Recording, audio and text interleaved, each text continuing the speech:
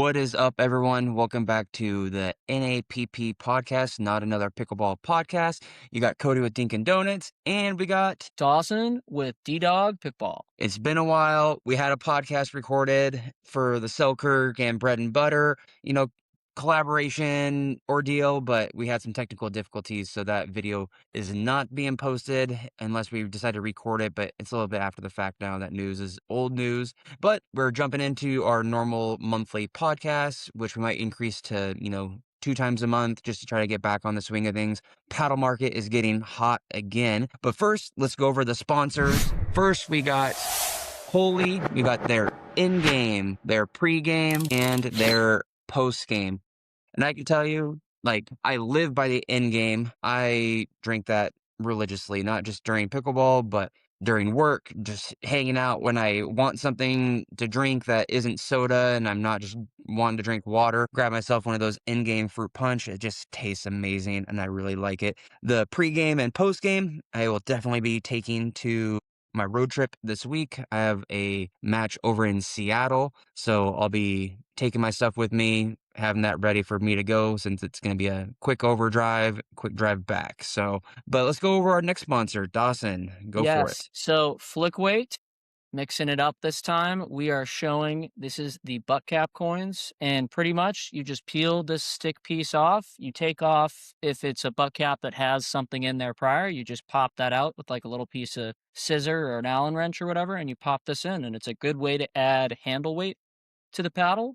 Flickweight has been, I think, our longest running sponsor on the pod to date. So, we really appreciate them. They also do tungsten tape.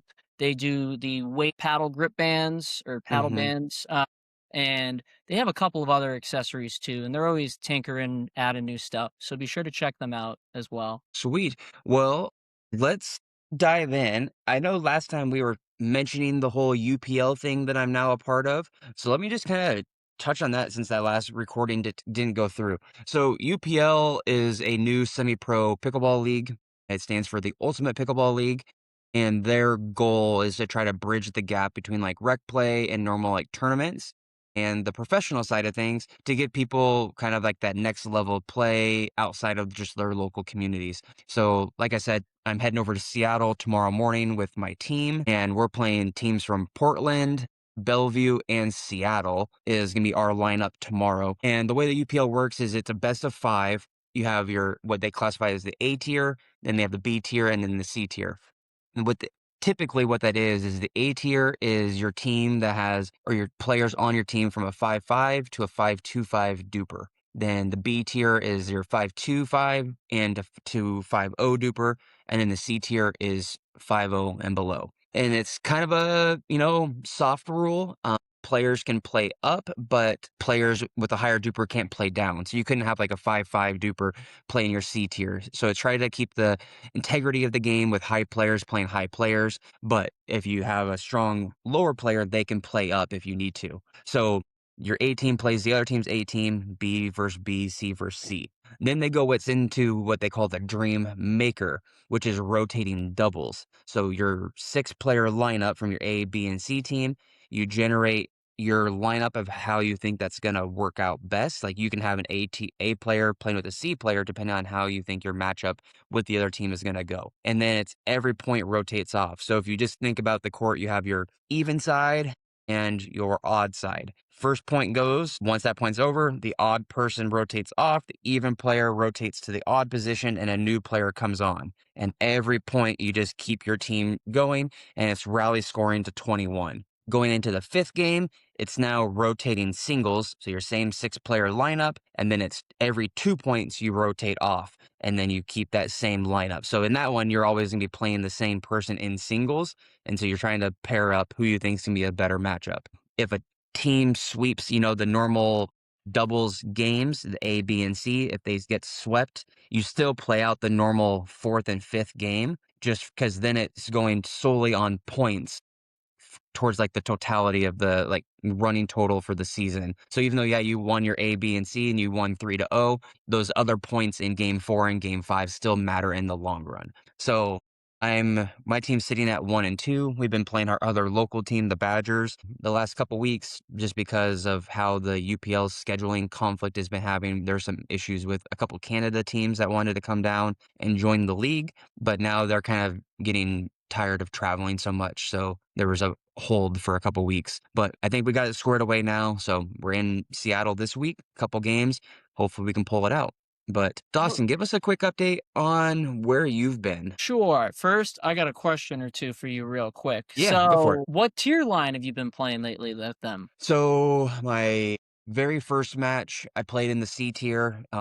played mixed doubles. We won that match against the Spokane team, our local team. And then this last 2 weeks ago, we played against the Badgers. We had some players out, so I played up into the B tier. And then this week, we have a bunch of players out, and I'm actually playing in the A tier this week. And so what happens, like this week, we have a good group of guys, but if you look at duper ratings, like we're not like the highest rated dupers. So in your lineup, when you submit your lineup card, your A tier always has to be whoever the two highest duper on your lineup is going to be. So literally this week we have a 4-7 and a 4-5 highest rated duper are our highest rated guys that are playing in the A tier this week. So it'll be some tough matches, ready to dog it out and fight, but I think we can pull it out. So we'll see. But So, yeah, I'm curious just because of the way that Duper works right yeah. now. Those dupers are probably going to go up. So, like, Potentially, because they might not even be able to play in the C tier anymore after that. it goes off your so as your duper changes through the season, it doesn't change where you Uh, can play. okay. It goes off where your duper was at the start of the At the season start. because Got it. yeah, technically you could have a dude that was like a 4-4 or a 5-4 and the 5-5 is the cap and he's all of a sudden like a 5-5-5, let's just say. Yeah. Technically he would duper out, but that's not until the next season. So it goes Okay. off what your starting duper was at the beginning of the season. Yeah.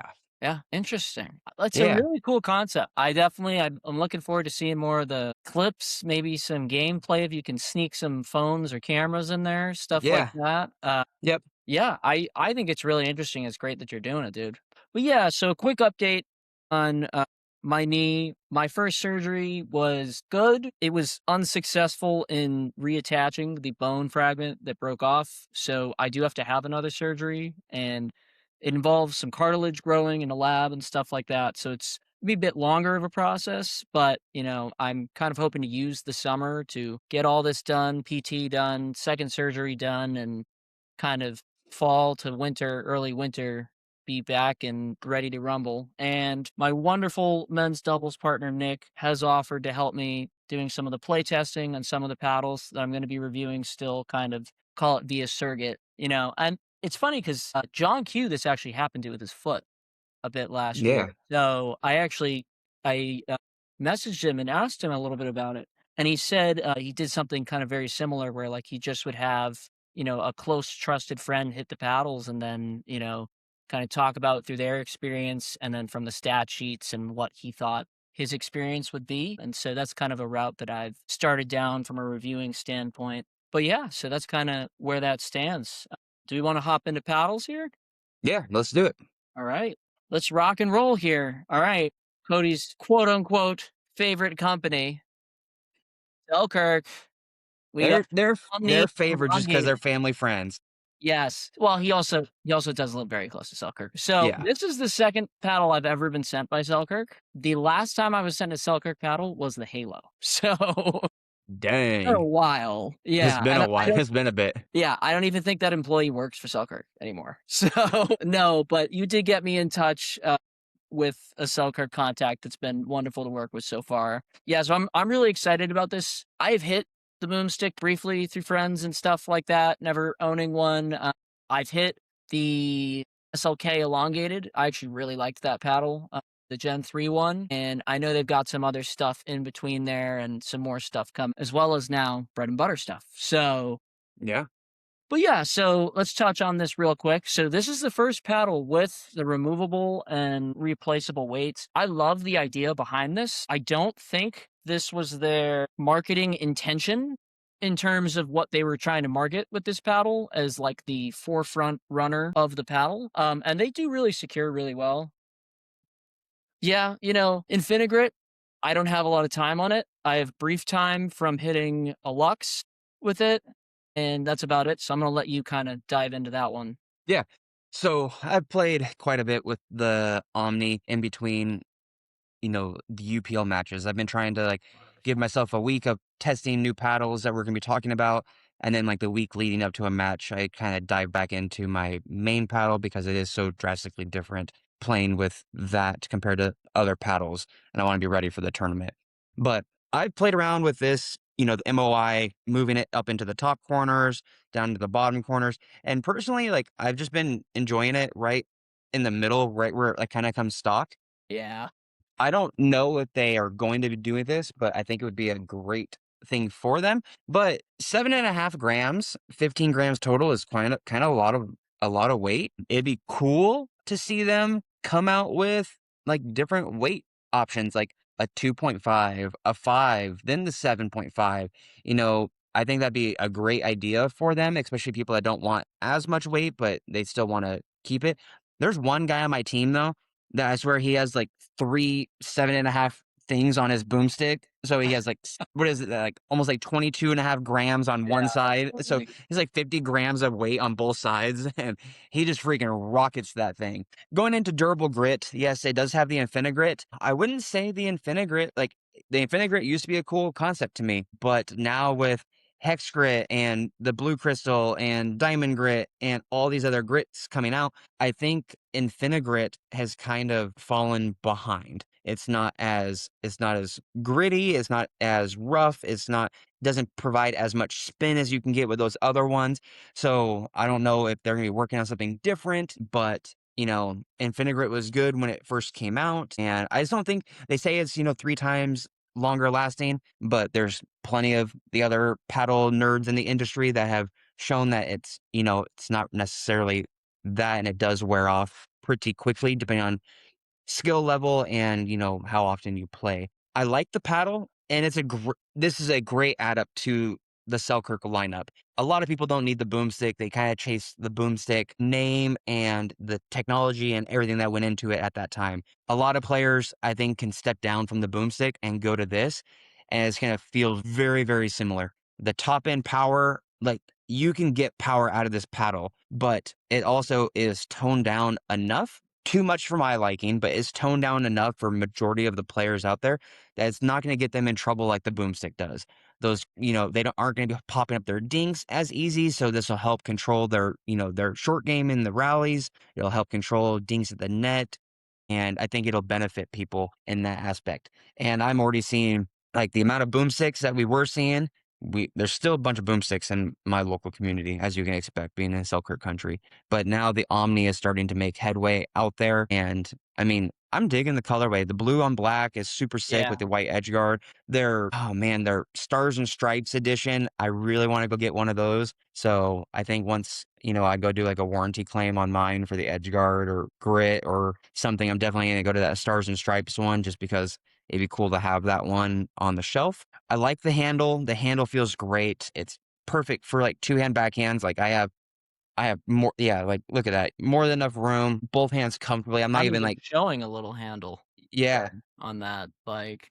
but it's awesome. Like I said, I've been playing with it for a couple weeks now, off and on, and I like it. I think the next thing I'm going to do with the paddle is just take the MOI off completely and then play around with different like personal weight setups with some flick weight tungsten tape just to disperse the weight along the edge, break it up a little bit into my other liking. I tried taking these off and putting them at the top and it just feels super funky. So I want to try to put some lead tape or tungsten tape at the top, like where I normally like it at that 12 o'clock position. So definitely super customizable. They did great. It'll be a definite seller and I think it's a good paddle for a lot of players that don't need to chase that high power, high pop. So that's my take. Yeah, when I first saw like first recollections of this paddle, I thought, wow, this is the type of paddle I would love. Like, we're talking high all court likely power level, it's a good elongated shape in my opinion because it's very, maneuverable and, you can do a lot with it. You can add a lot, you can take some away. I'm pretty much I share the same thoughts with you there in regards to the weight tuning system. I love that these are removable and also these look awesome. Like that is clean, dude. Yeah. It's so clean. But yeah, I just think that, like you said, 7.5 grams is a lot of weight. Like Mhm. I almost wish it was like you get the paddle and then you can either buy or you can, toss on for an extra, 20, $30 or something, the whole Mhm. additional. My only other kind of gripe with this paddle is the price point. I just think it, Yeah. and Selkirk, I know they've historically had the highest price points in the market. I just think it's a lot of money for an Mhm. all-court paddle, like, there's a lot of great all-court paddles that hit that $100 to $120 mark, so, I think that that's gonna be tough competition, but, I think definitely the customizable weight, I think, is something I'd love to eventually see that happen with all the paddles. With the price point for these, I think it's a tough spot to be in for an all-court paddle. Just, I think that $300 mark should really be kinda like the highest echelon of power right now, Mhm. kinda Yeah. where that boomstick territory is, and then I think even if this was like 180 to 200, which still could have been within Selkirk's range, I think it would have really fit a lot of people's Yeah. price range, you know Honestly, I could even see them going, like, 249.99, like, that 250 Yeah, I mark. just Like, I know it's still up there compared to other paddles on the market, but I think that's just even, like, that price point, like, I don't know. maybe they pull instead of the lifetime warranty, maybe they go a 5-year warranty or something, Yeah. where it's still long enough that it's better than 1 year, but it's not like, Yeah. 'cause I get what people say, with Selkirk, you're paying for the warranty as well. Yeah, but, like, look, warranty aside, you're gonna go through a new paddle. Most people, like, do I think at least once a year, whether it's Yeah. the same paddle or a different paddle, so I think that, a lifetime warranty is great, but, if I try to go lifetime warranty in Invicta from 2017, like, Yeah. like, what Yeah. did that do for me, Like, and so that's my at least take on that. I'm all for good warranties. I think the minimum should be a year no matter what in the industry. I think doing under that is a little unfair, but I also respect, if you're selling a paddle for $60, like, Mhm. anyways, that's kind of our thoughts on this. Just like Cody said, I'll mirror again. I really do like this paddle. If I was hitting right now, this would honestly probably be a serious main contender for me because this is an area I like to be in my elongated is that high all court range. You're good. We'll clip out this bit. Stick bow mama. You gotta click this bit where you swear it on, but we're good otherwise. I know she's gonna listen to it back. Oh, So yeah, she's gonna be listening to it. yeah, I know. I'm What's gonna going on? Are you shoot her getting a called text right and now tell or her, something? "I keep getting a FaceTime call on the iPad. Can you handle that, please? I'm in the middle of a video." Do you have a way of D&Ding it possibly? Like, do not disturb mode? Yeah. You're still on the iPad, huh? Yeah, You're okay. still having the camera troubles? I went to go do my video with Mavericks last Yep. week and had everything set up, and all of a sudden, like, the audio wasn't working, and I don't know, and today I think I honestly, woke I up think you late, so gotta I was just sell like, that thing, and you gotta get the ZV-10 Mark II because it is plug and play, dude. I turn it on, I press the record button, and that's it. well, Like what's funny, I know we're recording right now. What's funny is I had my camera plugged in, had it plugged into the computer, and then before I go, like, live into the studio in Riverside, before yeah, I go live, it can allow me to, like, test everything. So I have my AirPods, yeah. I tried with my Beats, and You everything tried worked. without headphones? I tried without Okay. headphones. Because headphones, I usually don't mess with cameras just because I feel like that's a lot more audio going on per se. I usually just like I'll do like a soundboard or something separate. Like I have my mic right here. It's out of the screen, Yeah. but like and this is just like my one that I leave at my computer, but like I have like an actual like when I was doing the pods before, I would soundboard it a lot and stuff like that. So that could be an option too, and those aren't too bad. Those run fairly cheap. You can get a good soundboard for under like 200-300 bucks. But So like I was would be a saying, good idea. like, in the before I go, like, into the studio, I test everything, like, the video is there, the audio is there, the playback is there, Yep. no issues, and then I go into, like, the actual studio, and it's like, Well, "Warning, like, you don't have any audio." so for the actual review videos, you could technically just record it on the camera and audio like whatever, like one of like the Hollylands or something into it. Cause that's actually when I actually film the reviews, I used to do it sitting at the computer, like with Mhm. the computer audio. I just found it to be shittier. So I was like, screw it. I just freaking spent the whatever. I got like the full kit of these for like just under $100. Okay. I use them on the court too when I do on the court stuff with like Vinny and stuff, and they work like a charm. He's been using the same ones with his phone that he records everything with. Okay, cool.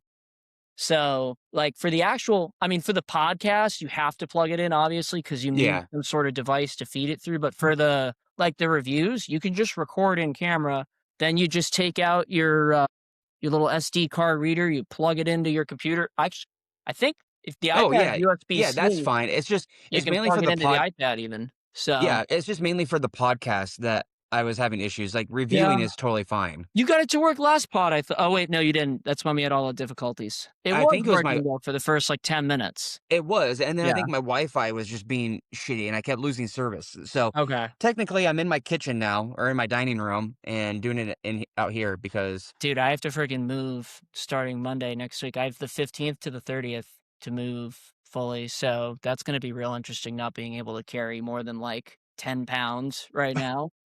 So well, I'm also, dude, I think I'm gonna sell a buttload of old paddles. I'm just gonna be like $50 a paddle, like sell a buttload of old ones, keep like a couple of the collectors or ones that have meaning to me, and yeah, then basically everything 2025 on, with exception to like a few oldies for really old comparisons. Like the Vatic Prism series, I'll keep that. That is gonna be compared to for the next 5 years. I already know. yeah, Like for control. But like other than that, like there's no point in me having almost 100 paddles in my closet, yeah, like, yeah. and stuff like that, so But we are alive, so we back finished now?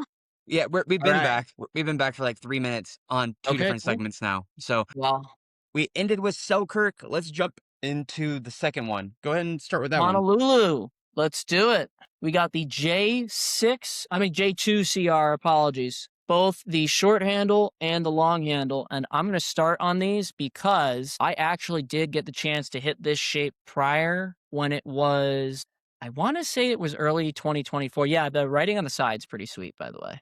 This is awesome. Yeah. I really like this paddle. I know for a while they had the sword and shield on it, and there was a lot of debate over that, and then they removed it eventually. But real quick, touch on a couple things with this. UPA only approval, which I will say this quick, in my opinion, I think this is the way to go at this Yeah, point. I think the USAP approval, unless you are specifically playing the US Open and APP tournaments, is borderline irrelevant in terms compared to the UPA approval. They're doing a lot more for testing in that regard as well. You can look into that further. David Grogel of 11624 actually has like a whole day at like testing with UPA and stuff like that he did on one of his videos. I highly recommend that, checking it out. So let's dive into this. First off, I do have this lower intentional to show how much shorter the grip is on this than that. With that being said, I would argue the grip goes to here because you could high grip this to here easily. mhm, So that is some more real estate. And if I'm Honolulu and I know they have this shape as well, I would argue that if you could have tapered up just a touch more here, you probably wouldn't have even necessarily needed this shape. Because if you look at the differences, it's the minor difference of that tapering. yeah, So that would be my argument. And I know they did try this a while back with some earlier paddles. I know Justin on the Pickleball Pursuit podcast talked about it a bit. But yeah, so let's dive into this. So this has the blue crystal grit diamond. It's not diamond grit. It's like the blue crystal grit, something like that. They're talking about it. And first off, I do want to just say from an aesthetic standpoint, the blue is where it's at for me compared to the white. I like the white, but the blue is real snazzy, and I do really like that. And I'm also going to touch in on, well, this is a short handle.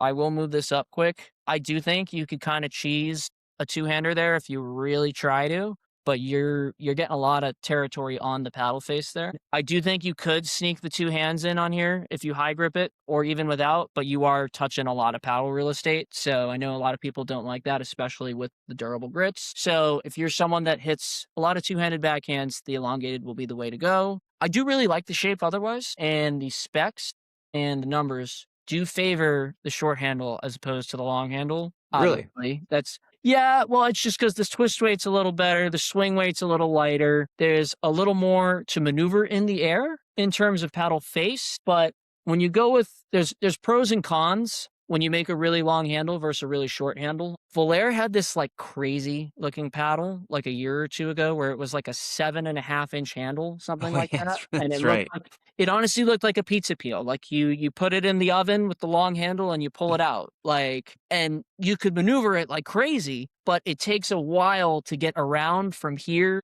to there because of that handle length and because Yeah. of a variety of other factors, wind, without getting too scientific. Whereas with the shorter handle, you are snapping a smidge quicker Yep. through the ball like that. And also, look, if you're someone that you return predominantly with a forehand, you just hit one-handed backhand dinks and you get to the kitchen line, it doesn't necessarily matter. I will say this, the two-hander is a lot more relevant. I do recommend, at least for a return, a two-hander, for high balls, definitely. So if it's a big deal to you, definitely go with the elongated. To my knowledge, they are the same grit. There's a little bit of color difference, though. I will also say I do feel like my short handle feels a little more gritty than my long handle, but I can't really prove that scientifically. So I'm going to Yeah. say that that could be factory, variance. And look, I think they're both going to be great paddles. I unfortunately have gotten zero time to hit them because I was injured when I got them. So they are going to my playtester this weekend, if not next week. He will be hitting those along with the Selkirk Omni and a few other things. So that is my take on these without getting too in depth. Sweet. So I played with the short handle first, and then I immediately went to the long handle. Long handle. I also just really like the like. So it's hard to tell on this camera, but the face of this is like a like grayish blue with the crystal showing, and it's so clean with the white edge guard. I dig it. And then I threw on my buddy's Vice overgrip, the blue, just to kind of go coincide with the blue face. But this durable grit, like we're talking about with the Infinigrit, like this is grit, and, like, you can hear it. This is L this is a very, very gritty paddle. There's Yeah. no other way of putting it. I think that that is the trait that will stand out the most along with Yep. color. And I've been I've been working on trying to play around with a new forehand instead of having more, like, plow through on the ball with, like, my drives, but I've been trying to, like, just really, like, brush the back of it and having that dip, like, right at the tip of the net or just before the tip of the net and having it really dipping hard. We have a guy here that does some lessons, and I was demoing a new paddle, that's maybe or maybe not coming to market in the near future. It's kind of hard to say, but he was like, "Hey, have you looked at trying to do this? Like the next level, like it's not trying to hit through your opponent, it's putting them in positions and having you have good topspin, but if you try to brush the ball, it's going to get more." And I was working on that with the J2CR long handle and the Omni, and it's just so much drastically different on how much more dip I can generate with this durable grip from Honolulu. I haven't added any weight yet. I actually don't know if I want weight, so I think I'm gonna do a flick weight band on this one and run with that for a bit, and then kind of work on like my normal like cheeks 12 o'clock position, maybe just like the cheek all the way to like midway up to the paddle. I've been liking that setup quite a bit, but right now I like it a lot. I haven't got a ton of playtime with it. Maybe got a couple hours. I'm just trying to play with that, the Omni, then, play with a couple other paddles that I have here, and then, trying to still stay up on top of it with the main paddle for the tournaments and stuff. But so far, I like it. It's the grit feels very similar to the 11.624 Power 2 series with their grit. Like it has like that rough sandpaper texture. And I think that's kind of where the durable grit is going to be moving forward. And like that's the type of grit we're gonna see, and it's gonna be plain to see whose grit will last longer and be more of the durable side of it. I'm Jake, the Honolulu guys, I'm super stoked they finally sent me paddles. I've Yeah. been trying to work with them for since February of 2025 when I first started trying to get paddles, and so it was cool to finally have a contact with them and get It's the paddle delivered. I really wanna show them support, yeah. and go from there. But yeah, more to come. Great paddle so far. Like first impressions are very, very solid. And it was definitely like just from already playing with it, it was definitely like it gave the runner or the paddle main of the week, main of the month, just main paddle. It definitely gave it a run for its money before but it still might take that spot. It hasn't yet. I need a little bit more time on it. Yeah, talking about the journey of getting in contact with Honolulu aside, it's definitely was a battle for both of us, to say the least. we are very happy that they're in contact with us now. Yeah, I've been thinking about this a lot, being unable to play, like, and thinking through if I was hitting a lot of these paddles and where I would sit with them. Honestly, I was really thinking that the high gripped short handle might be a main contender. And so I was like, that's because it's a lot of the wide bodies kind of fall in that like 5'4" grip range anyway. Mhm. So, and I'm just as much a hybrid guy as a wide body guy. So I think it would have definitely been an interesting one. And I look forward, that's going to be one of the first ones I hit when I come back for sure. Yeah. So, I'm really wanting to try to grab that J6 CR. They're actual yeah, elongated. I know, I know. Don't worry, I'm talking with them about that for us. So, Oh, but okay. Then I'll stand yeah. by. Yes, moving on, that might take a bit though, but Yeah, moving no on, worries. now we're gonna talk about Luz. So, we are gonna differ here. I wanna toss that disclaimer in now. Part of that is my fault. I was a little late to the Luz family. Cody was a little earlier on that train. We both did the Pro Cannon, Yep. the Gen 3 $99 option. Yep. Absolutely love that paddle. It's Oh, still yeah. one of my favorite elongated paddles to date. I really like what Luz is doing. I'm going to hold up right now the Inferno and the Tornado, both part of the Pro Series. To my knowledge, this is the paddle that Chris Ayworth was playing. I think he might have switched into a player edition of it, maybe changed millimeter. It's fairly similar though. And then this is the one that I think about a year ago is probably when it first hit the scene. Yeah. This has kind of really launched Luz forward in the Gen 4 space. Mhm. Unfortunately, timing was not great with these. I got to hit them once. So I really don't have much to say on them from a hitting standpoint. They are going to my playtester. I think from a, you know, aesthetic standpoint, I love the forehand backhand side. I am a fan of that. I do also like the symmetry too with some paddles. I think it works for some more than others. I will say this design, it's good. It can be a bit much to some, but you also have that clean black on the other side. So from an aesthetic standpoint, I think it's good. And then from a shape standpoint, I have always thought that Luz has one of the best elongated shapes. I'm a big fan of it.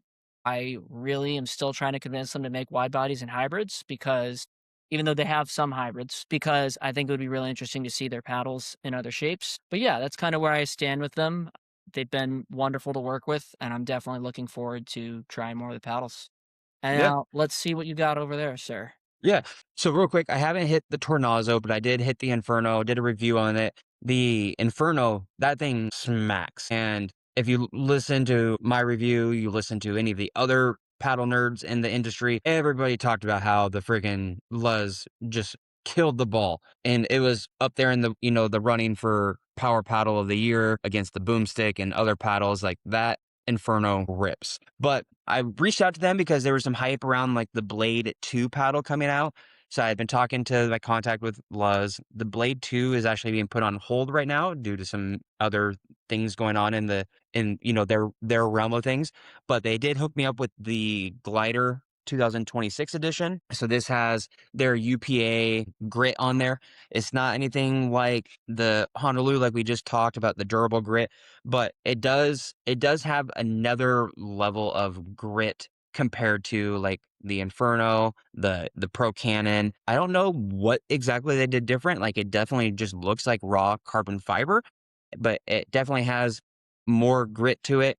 But I got this one like a week ago. Haven't had a lot of time. Just I played with it on a Monday session with a round robin group that we do. I did it with one of my drills with the Post Falls Outlaw UPL team just to try to get a feel for it. And I need to have time where I can designate some time just to playing with paddles and rotating through, one, two, three, four, five, six paddles in a session is just hard. So, but I think this is way cleaner than the Inferno. Like Yeah, you symmetry know, is nice, and I think aesthetics wise, for sure. I was trying to touch into that. Like, this can be a bit much on this yeah. side, but if you just did this side on both sides, I think it'd be very clean. I mean, Um, this is it has their carbon fiber, the glider, the name, the UPA, like it has everything that you need on there. yeah, they do it on the side on these ones, which is interesting Yeah, too. I will say that I'm not sure what handle length this is, but compared to when we were talking about the Omni earlier, like I have to choke down, hand off the paddle a little bit to get two hands in there, maybe even a little bit more, like Yeah, pinky so it's a little fully. short. I it got you. pinky fully off, Yeah. and I got some meaty freaking mitts. But I could choke up a little bit and kinda go that way with Yep. the backhand, and then it feels better, but slightly longer handle, preference on the glider for me, but honestly, like, I don't have the price point off my head right now, but, like, knowing Luz, like, they're right there in the market for, good paddles, good pricing, like, they hit all the boxes. The communication with them has been great, like, I have no issue with communication, they get back to me in a timely manner. There's some time discrepancies on where they're at and where I'm at, so that, I have to just work with that, but they communicate, usually next day for me, so I have no problems with them. Stay tuned for our next pod, I'll give a further in-depth of how I feel about the Glider 2026 edition, but knowing what Luz has been doing, opinion's gonna be high. Yeah, I'm right there with you on their price points and communication. I think Luz has been doing a, superb job. I think they also just signed Roscoe Bellamy, which is a very hot, Mhm. up and coming pro. I know he also does a lot in the content space. I'm sure that's a piece of that right there for them as well. So, I really like what they're doing. They don't seem like they're leaving the UPA space anytime soon. So if No. you are a UPA approval person, these are dual. I think they will probably eventually go just UPA would be my guess, but we'll see. But yeah, so I'm going to dive real quick into a paddle that I was sent along with a paddle that I have and have hit a bunch. I've got here the 11624 Hirachi X, and I've got the new Ultra, which is also elongated.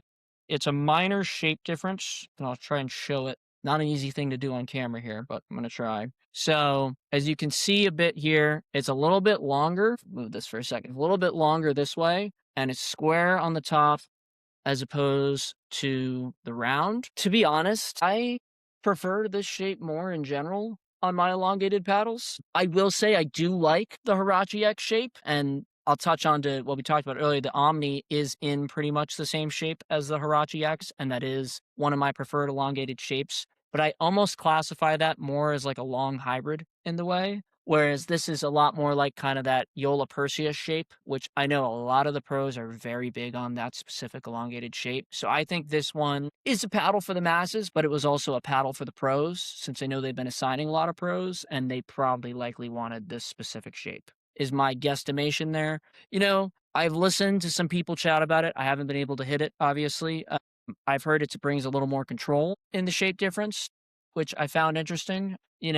I do like in general all three of those paddles a lot and where they sit in the power sphere for power to all court, kind of in that low power category. So I think that, more control might not have been what we necessarily needed with that paddle, but for some I think that could be really good. And then yeah, I mean it's clean. Knowing David, he's probably got like a bazillion different colorways for the edge guard and crap like that. Which he's really good about that, though. I gotta give him a lot of credit. That's a good marketing thing, is you can get them in a variety of colors. Not a lot of other companies have done that, and some are starting to do it. But yeah, so that's kind of my quick take on them. Again, these all have to go to the play tester first. I actually still have to do numbers for the Ultra and all that. I haven't even done numbers with it yet. But yeah, I mean, that series in general between the Pegasus, the Vapor, and the Hirachi X, those are three of my most hit paddles in the past 6 months in Mhm. general. So I Yeah. feel really confident in what I'm saying about that series and my opinions and takes on them just from the amount of time I've had on them, mating them even. So, yeah. And I still think Hex Grit is the grit to beat. Like, I haven't really seen anything that's done it better yet. Honolulu, we'll see. I'm real curious to hear your thoughts about it in a month or two. Mhm. Same with I think it looks awesome. I think in terms of looks, the blue is a whole lot cooler than the generic black. I'll say Yeah. that. But, looks aren't everything necessarily in this sport. So, that's a wait and see for me. All the testing I've heard of from Hexgrit, all of my own testing with Hexgrit has come back really good. My Pegasus that I put well over 100 games on came back with like under a 100 RPM spin loss. That's insane for that amount of games. I'll put it like this: regular carbon fiber, like you'd be saying the paddle has no spin, really, no grit per se. I think it was 59.5 was the number when I did it with my buddy with his speed gun and all that for RPM. And that's also very like variable to how I'm on the day and stuff like that. Yeah. So, and obviously, now it would be extremely variable. But, yeah, so that'll be something I do plan on continuing with that, specifically with the Pegasus shape. So, yeah. So, that's kinda my thought on those. I hear you got some goodies as well, so Yeah. So we'll go into one that I've had for a little bit and wanted to talk about, but just schedule, life, and everything. But we got the Thrive Ignite. And Thrive was a top contender last year for the hybrid shape of the year for a lot of reviewers. It was definitely the Thrive Fury was one of my paddles that I preferred last year. And everything that Thrive Fury did, they do better with the Thrive Ignite. So the Thrive Fury, I don't know if you had it or not. I can't remember now, but that was their, Gen 3. And now they took the Gen 3 technology that they had in the Fury, put it into the Ignite, which is their all foam core. And this is a 15.5 millimeter. So not 16, not 15, kind of right in the middle, which is a little bit different. But this is like out of hybrids, like this is like a generic hybrid shape that just feels good. I can play with this. It doesn't feel too awfully different than the elongated shape when I play with it. And it's great. This is USA Pickleball certified and PB Core certified, so not a UPA, so it doesn't have any type of durable grit. It's just T700 carbon fiber face. But again, it feels like I have a lot of ball dust on this, and it still feels and sounds pretty gritty for just T700 carbon fiber. The edge guard, the black with the chrome edge guard, that just like that gunmetal gray is just sick. Like I think this is probably one of my favorite looking paddles. Just all black with that silver is just super clean. I really dig it. I did put I don't remember how much this was now. I know this is the point 0.5 tungsten tape. I think this is probably about 2 inches worth down here on the corners. So about an inch from the handle and then stretching up the side. I have nothing on the top, and it definitely just opened up the plow through, adding power into my swing that I like to generate. But it just gave me a little bit more like it just gave me a little bit more dense feel when the ball hit the paddle, and just the energy transfer that I was looking for, just like that slight more pop that I, thrive for.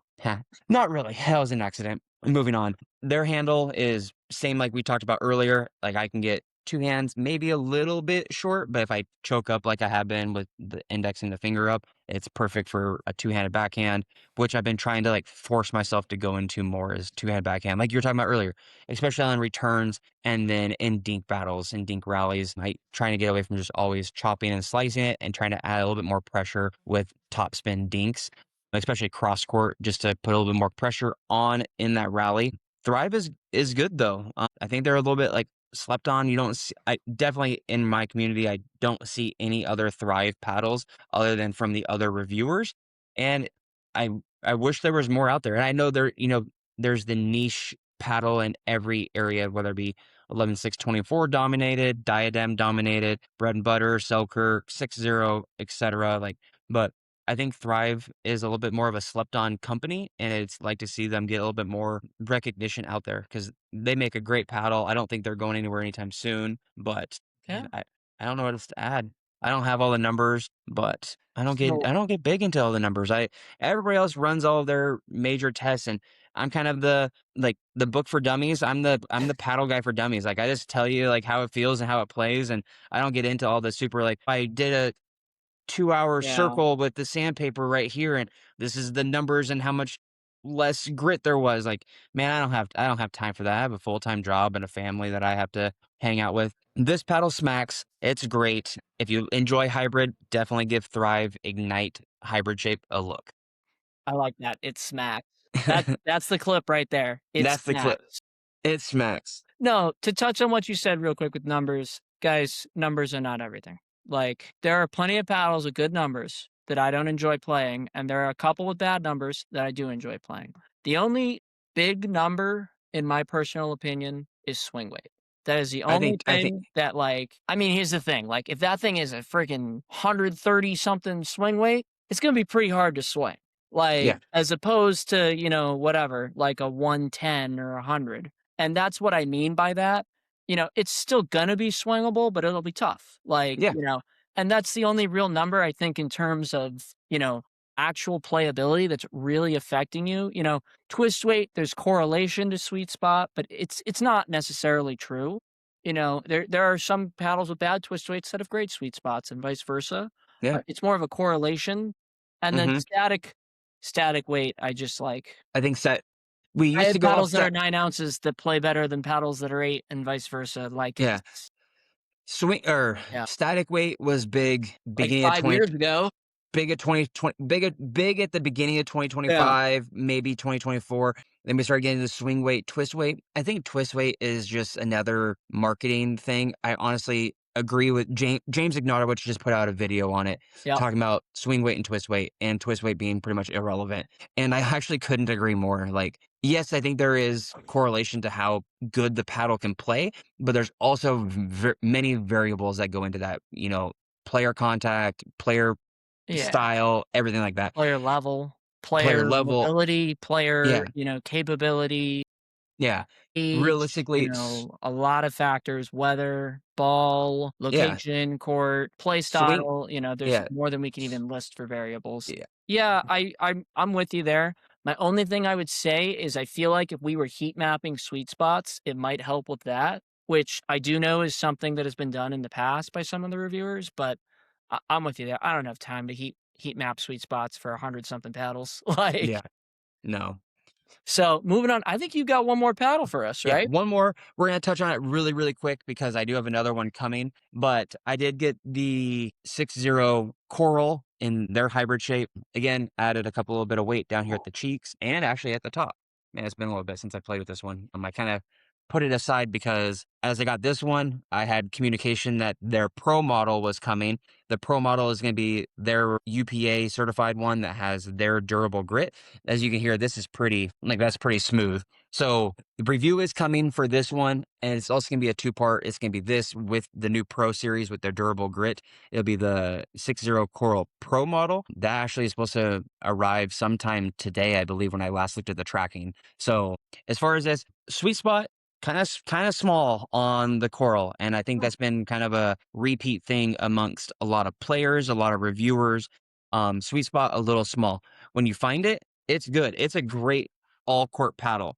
And like I said, I wanted to get more playtime on it, but I wanted to compare it to the pro model. So I kind of just put it Yeah. on the shelf a little Yeah. bit to kind of, get to it a little bit later. But talking with friends, talking with other reviewers, this was like a very, like, they are saying that this is like the all court paddle to like the standard. Like, this is the standard of all court that is out there. And yeah, it's great all court. Like, it has decent power, has great control. But for my gameplay, like, I am not a person. I'm not Annalie Waters that can hit a quarter size spot on the paddle for, hundreds of matches. Like, I definitely spray and pray a little bit when hitting edges and hitting the handle and hitting the top. I might even freaking karate chop it and hit it with the edge of the paddle. Like, who knows? Like, I pull out many different tricks in the match, but I just found it to be a little small. Like, it's definitely like very centered in the paddle, and any miss hit is, not gonna do what you want it to do.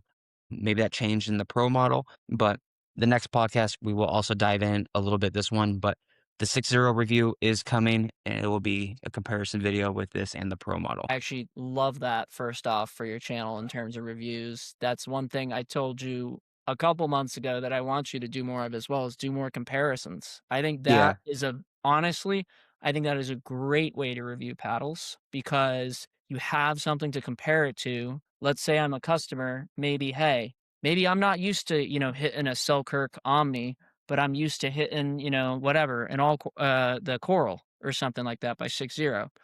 I can at least compare somewhat from one to the other or vice versa.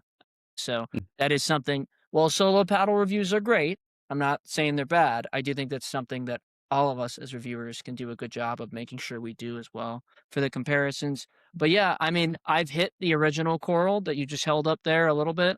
I liked it. It's definitely all court. I know that a lot of people are using it as the staple for all court. I'd have to think for a minute there as to what I would say is the staple for all court since it's been a outside of bit. Germany. It's been a bit since we've been sent all court paddles. Yeah, Like, yeah, been sent a lot of power paddles.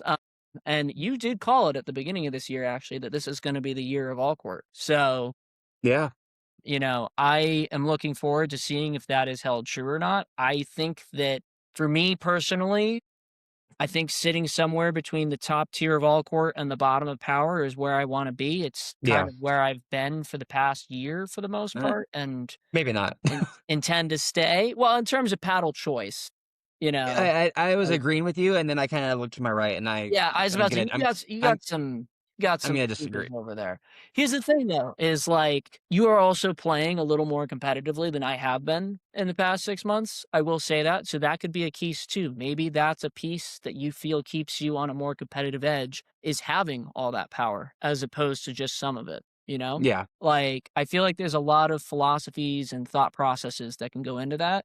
You know, if you look at a lot of the pros, a lot of them do play the power paddle. Some of them yeah, play a lower tier of it. I've seen a few all courts. I mean, Augie had a Vatic Prism for a little bit there, but I think that to do that in the pro game today would be doable. It'd be tough though, depending on who you are. And yeah. so I think that, really sitting in that all court category could be a good place to be.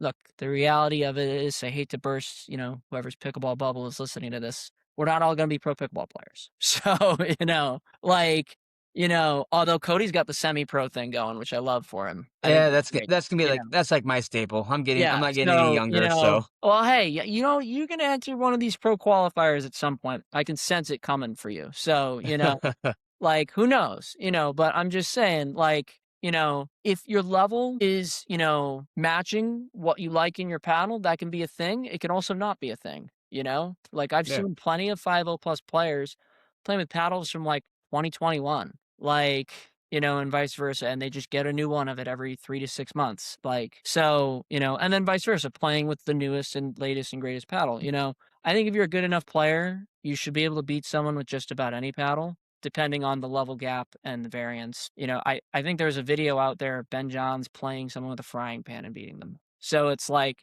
and he was playing left-handed too. So it's like, he's actually really good lefty. If you've not seen him play lefty, he is nasty. He grips it like up here, but he's like nasty with it because he kind of like somewhat high grips it just because it's his non-dominant hand. Him and Jack Monroe are like the only two that I recommend watching with the offhand thing. Jack Monroe is a little better, in my opinion, with it. He's just not as better of a pickleball player. And he's also, I think he's like one of the top guys on the APP right now. He has been for like a year and something. I think I don't really watch a lot of APP this day, but yeah. So, that's also a, little fun fact tangent piece there. But yeah, anyways, was there anything else you wanted to chat about before we go to the next segment? No, we're ready to jump into paddle of the week and card of the week. All right, let's do it. I'm going to start with paddle of the week because it's not Yeah, going to be very suspenseful. I will say this out of the new stuff we have been sent, I do think if I was still able to hit these paddles, I do think these would have been serious contenders. And I'm going to say that this all court top tier elongated is a place I like for elongated paddles. So I do think this would have been serious.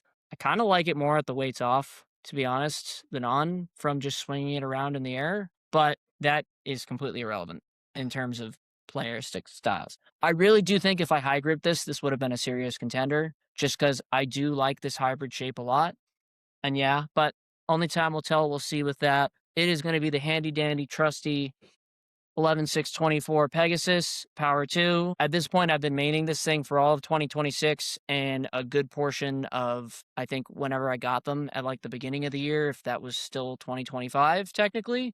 it was 2026 when you got it. Yeah, okay. I was trying to remember. I couldn't remember if it was January or March when we got these. I think it might have been March. But from March on, this has pretty much not left my hands as a main. It's funny though. I look at these handles; they're not much different. Like there's like maybe an inch to half an inch more on the Pegasus. It is enough. Like I can cheese in like the two hands. I do like doing the one finger up there at least. I always have. I can't really do the 2 and 3 thing unless I'm like Mm-mm. unless I'm really jambled. Annalise supposedly does the 2 every time. I haven't like zoomed in to watch every backhand of hers ever. But yeah, that's where I sit for mains. And then do you want me to go card now or do you want to swing it? Yeah, go card. All right. Card, I have 2 sets that I carry to Master Set in Pokemon, and that is it. One of them is Chaos Rising, and the other one is Tag Team, and this is my favorite tag team card, hands down. And it is the Espeon and Deoxys. Yeah, that glare is tough. Sorry, dude. That That's super better? clear.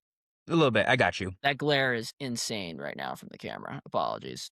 Just pull it out of your top loader. I will. I don't wanna break this thing, though. This thing's it's not, like, the world's most expensive card, but it is not cheap either, just because tag team cards in general are not yeah, that glare is equally as bad, dude.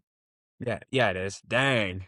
I will try and give Cody a picture of this to just put in here as well that he can just put over this portion or do that in editing myself. But yeah, it's Espeon and Deoxys. This is my favorite art of them. There's like a couple arts. There's one that is like $1,000 more expensive than it, and in my opinion, it doesn't even look as cool. It looks a little worse. This is one of the full art ones. I really like for cards the Japanese arts usually more. I just think they're more well done on top of card quality too. So I usually, if I try for like a full set, I usually try Japanese with exception to this new one I'm doing. That's going to be all English. And yeah, I just, the tag team set is where it's at for me. I wasn't collecting then because I'd taken like a 20-year hiatus on that, at least for Pokemon, but I am now at least passively as a hobby. And yeah. All right. What do you got, man?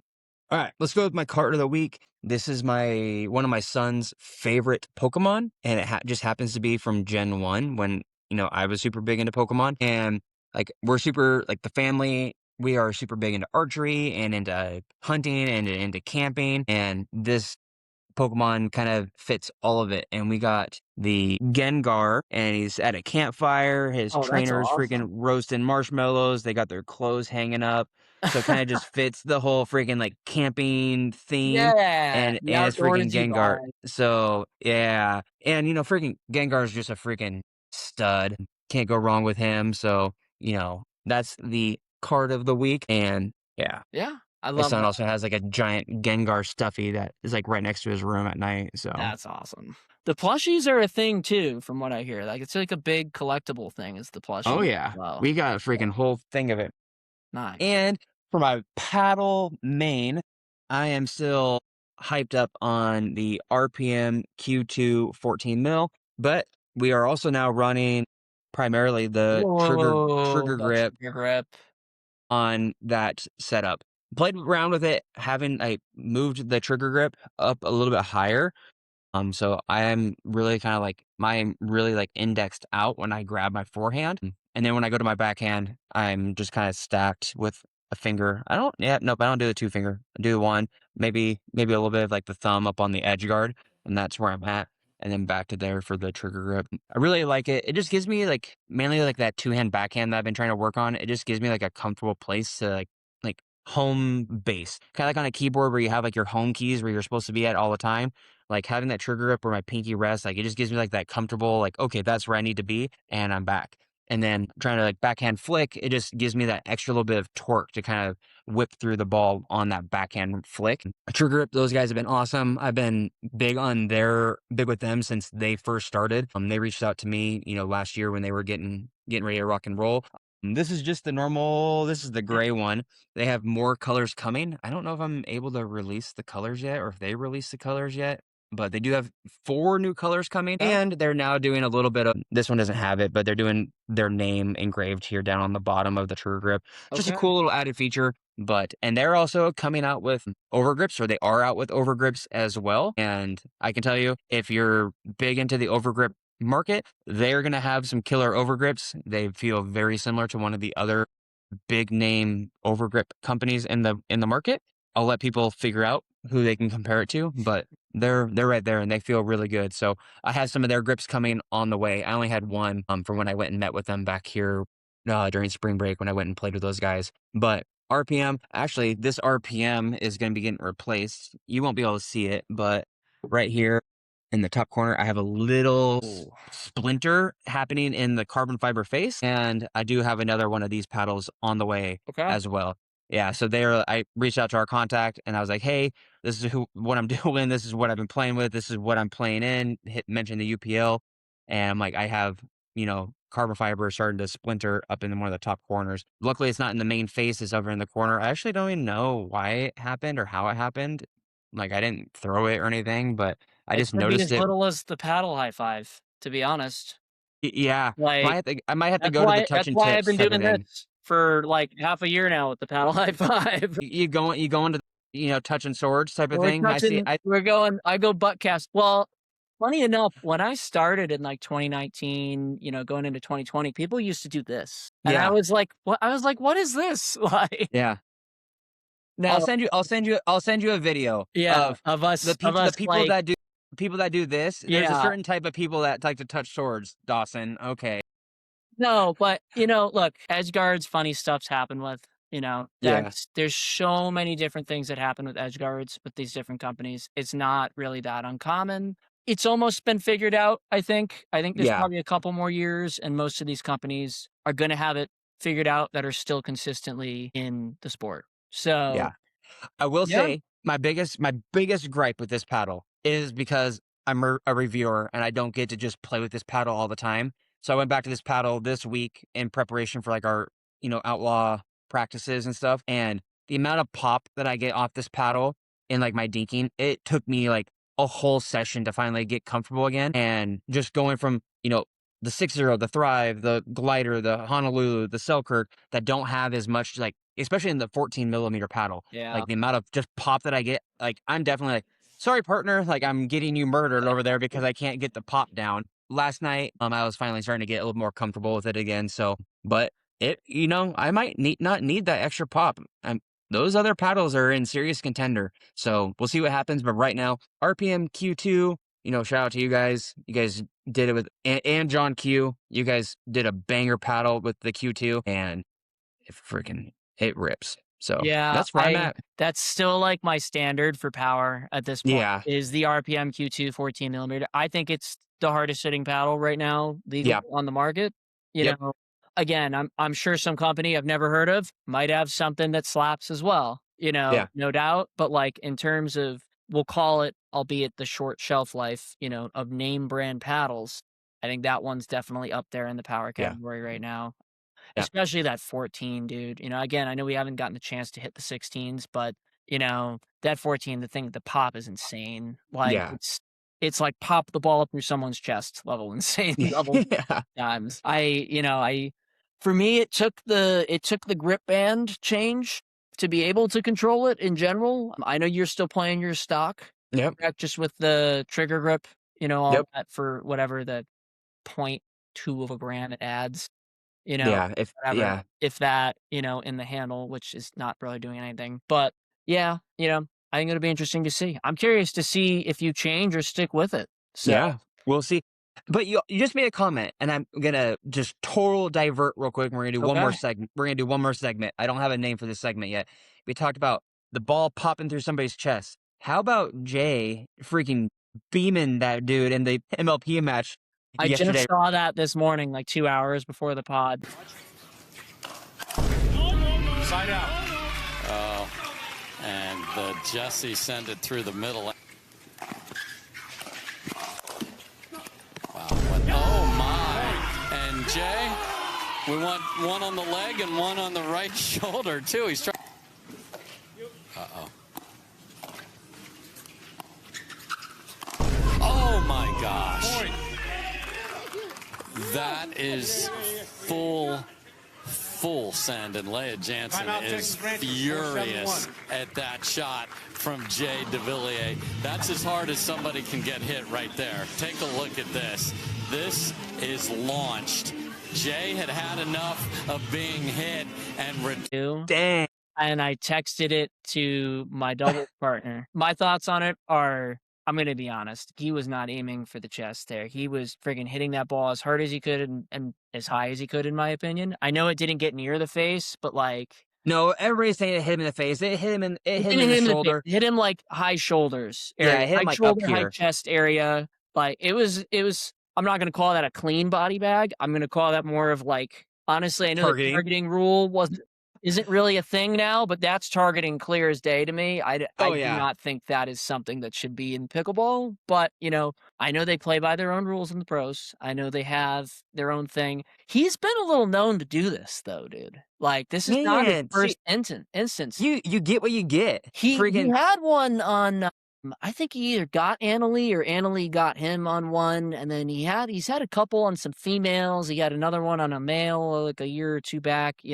You get I what you like the get. guy, He but got every friggin' time I see those, it makes me like him a little less. Like, no way. I'm like, yeah, you all for know, it. I'll It's put it part of like it. this: if someone regarding of jest, if someone jokingly did that with me in rec play, they're not getting the invite again. Like, Oh, like man. I don't care how good of a batter of a player you are. Like, there is no reason to be winding up and clocking someone, especially if it's not for money. Like Yeah. I know it's for money with them and stuff like that. You can't tell me you can't hit that a little lighter or like a little more accurately. Like He he was should have hit he that was like a regular speed up. He doesn't need to he hit it was like definitely sending a message. He had he hit been a full bodied, ground like, stroke. Yeah, he was and hitting he got bodied, he got tired of it, especially when every time you body a player, you're freaking over there freaking he cheering. did cheer after it too, which was interesting. Like he did Yeah, because almost or whatever it was. he's just But giving what he was just giving back what he was getting, and, yeah, you and know, there's a lot of knick-knack there. I'll give you that. I don't Like think the 100% friggin' just blatant friggin' wind up was called for, but man, I'm telling you, if I'm freaking getting bodied multiple times in a game, I'm gonna be freaking hunting for a body bag of yeah, my own. exactly. You're coming at the person then. If Yeah, someone hits that kind of body bag at you, listen, you can try and, play to win mindset, all that you want. You're coming for the person when you get that opportunity. Like, absolutely, I, absolutely. I will say this, compared to whatever it was that Ben was complaining about, I think like a year or two ago with like QD drives, like I didn't Yeah. I didn't see a thing there, whereas I think that this is like, and I gotta give the guy credit. I should have texted you this as well. I gave the guy shook it off like a champ, Oh, yeah, handled he's it with laughing, he's like, "Yeah, it's all grade good." A. Well, he also just handled it with class, dude. Yeah. Like, I Now, know Leia got a little mad. he handled it with Yeah, class. yeah, she Leah did Jensen not. friggin' came unglued. I was like, "Alright," and Yeah. I don't care for Leah Jensen to begin with. Her freaking pre-serve motion fucking would drive me nuts in a match. Every time she has to freaking cross her feet, touch her toes, freaking hit her hip, I'm like, "Okay, fucking serve the ball, please." Like, I don't need a 5-minute Yeah, dance it's session, like, come on. I mean, listen, being from tennis, I'm used to seeing the long service in betweens. I'll put it like this, how my childhood tennis coach told me, go there, whatever, bounce the ball 1, 2, or 3 times, and then hit the darn serve. We're not here to watch you bounce the ball 25,000 times.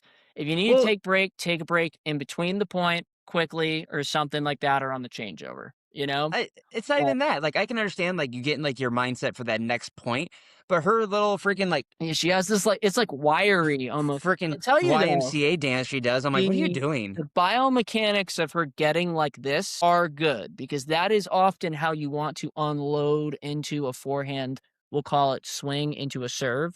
So Yeah. that is good. I don't think it needs the whole wiry beginning, but again, she's the pro. I'm not the pro. I'm True. not arguing against it. I'm just saying, it's probably not what I would be doing from the coach's hat standpoint. Yeah. But look, if again, there are things that work for people that I know you've seen out there as well that you wouldn't teach anybody. Yeah. Like you've seen pickleball is not a solve sport. So we're talking more about this body bag and the reaction than the coaching Yeah. side of it. But Yeah. that is something that I do a good amount of usually in the summers as well as coach as well. So, that was a nice chance to put the coach's corner hat on, we'll call it. But yeah, I mean, I don't think there's room in pickleball for stuff like that. But I'll tell you what, that clip is going to get hundreds of thousands of views because people are going to be like, what in the world is this? You Yeah. know? It reminds me a lot of the Tipty clips that we've been firing back and forth. It's so like bizarre to see almost. It's Yeah. interesting. Like, Yeah. and so, yeah, for any kids and stuff listening to this, be better, hold yourself with a higher level of respect and sportsmanship than that. Yeah. You can hit your body bag without destroying someone's potential face and eyesight, more importantly. Yeah. Also, while we're here, eyewear, man. I tell you, that is if that's not an ad for kitchen blockers, they could clip that video and put it right there if they had the marketing rights Man, to those athletes. Like, I'm big on the Briodes. yeah, I know you got your Briodes. I do know that. I'm still on the kitchen blockers wave because that's just kind of the first lensless one that I found. Yeah. For lenses, I usually do the carbon, the monochromatic where they go darker with the sun, or there's like a sun specific one. I'll get you in touch with Yeah, Briode, I Briode. gotta try the Briodes still. It's on Well, my to-do list. he has new ones coming out, Good, and the yeah, I'll new definitely ones are super nice. They are gonna have that photochromatic yeah. changing from light to dark and dark to light. They're I like them way better than the original. Like they're way more breathable. Like the other ones were like the full frame, and with Yeah, wearing that's what I have wear. for carbon. I have the original ones where it's the full frame. I like it. I'll say this though, not having to wipe the sweat and stuff away with the kitchen Hmm. blockers, game changer. Yeah, Like, it's so nice. You just go, you I want to get my play. hands on a pair of the. I can't think of the name right now. Oh, The kitchen ones that blockers? no, the ones that Anna Lee and Anna Bright. Real nice. They're like, it's like, it might be like Rhea or something like that. It's No, something real nice. They're like 300 something bucks. I've seen them, oh my gosh, I can't think of it off the top of my head. but But yeah, that'd be interesting too. And, I know we're rifting hard Pilla, here, Pilla but, eyewear, like Pilla. Pilla, okay. Yeah, that'd Yeah, be interesting too. Yeah, I did a whole eyewear thing like a year and a half ago at the time, and the market has really taken off since then just because of yeah. the people feeling the more need in pickleball for it. I'm under the boat that it's, in my opinion, I always recommend it. I don't think it should ever be mandated, required, because I think that will definitely take away from the sport. See, we have But, a local tournament coming up I called the I Coeur d'Alene don't play Classic. without them. Like, See, you know I do indoor. I play without outdoor. I'm usually wearing Yeah, and shades that's or where something like the kitchen blockers probably would help you because you don't have anything blocking your eyes, yeah. Like, and But that's where when I used to play with the ones with lenses, with the carbons, I eventually bought 2 pairs, but I would originally just switch them each time. I had a clear specific lens, and yep. then I had the photochromatic for outdoors because the photochromatic over time wears away a little, and it Hmm. becomes more of a dark sheet that you'll notice when they're clear because you have to clean them so much and stuff like that.